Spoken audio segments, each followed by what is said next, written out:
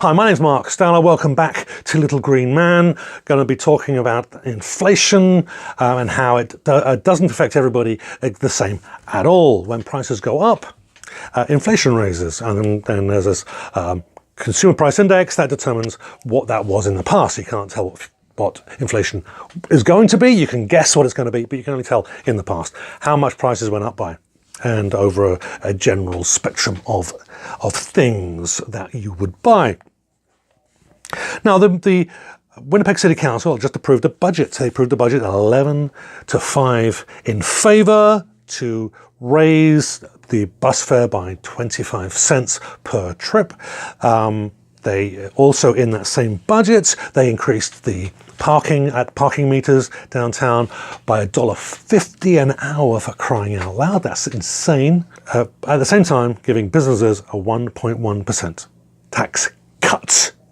I've ranted on this before, and I'll probably rant on this again. So all of this, businesses get a 1.1% tax cut. The people that have cars and that can work downtown, the people that have cars and will shop downtown, come down, are going to be now taxed an extra $1.50 an hour, effectively, to park at meters. And of course, the people that work downtown, that park in the parkades down there, are no doubt going to get, in the next year or two, their prices are going to go up to match the meters, because now the city has set the baseline. Everybody now has to meet that. It's going to go up. How much by is another issue. So inflation has gone up. It's set to be about 2% for the past year, and it usually hovers around 1.5–2%, give or take. It might be a little higher.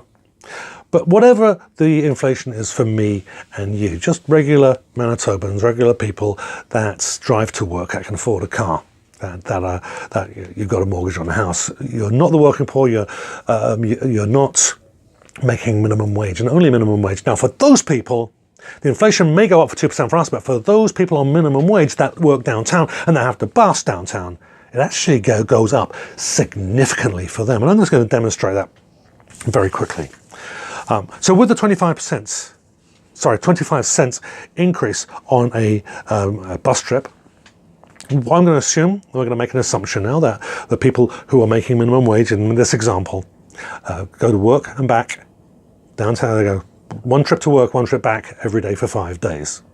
One day they'll take a trip somewhere and back again. Go shopping, go see friends, whatever. That could be as much as 7 trips. But either way, let's say 6, it's a good round number, and we'll assume that they don't have the finances to pay the $100 or so a month for a bus pass. We'll talk about that, and I'll show you the differences with the bus pass as well. But going forward, so that means $3 every week, which will then translate into about $13 per month. Actually, it's $156 a year divided by 12 is about 13. You can do the math there. If I've done something wrong, you can figure it out. So about $156 a month, a year. Doesn't sound like much. Okay, it doesn't sound like much, but that is effectively, it's gone up by the price of a full month's travel, if you want to think of it that way. So someone now has to pay an extra month's worth of traveling. Now, what that means by inflation rates to a person working 40 hours a week on minimum wage, $11.15. Okay, they will be making, making approximately, I think it was $23,000 or so, assuming an 18% income taxes and payroll taxes and whatever. They'll be taking home approximately $19,000 a year.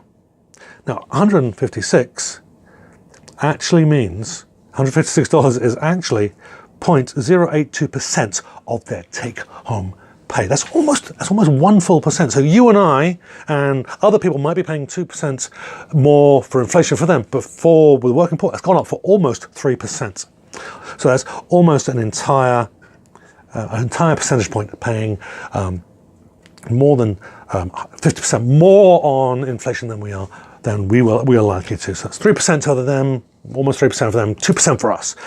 Is an incredible burden on them. Think about that, 1.82% on their take-home pay. This isn't, the taxes have already been taken. So this take-home pay includes money that they would spend on food, on housing, transport, obviously, and any of the other necessities that they need to live and survive.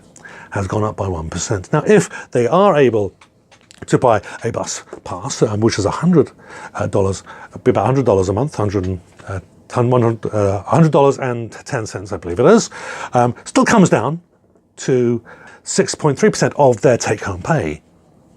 And if I back up just a little bit, I think I jumped a little ahead there, but if we put the bus fare itself, $2.95 is what it will be, or is going to be, with the 25% increase. That actually works out to be 9.68% of their take-home pay, almost 10% of their take-home pay. So buying a bus pass only takes it down to 6.3%, but that's a massive amount of money that they have to spend on taking a bus. 1% inflation is too much for businesses, it's too much for the country, but apparently, according to the wondrous mayor, 1% increase in inflation over and above inflation as it already is good enough for the working poor. Little Green Man.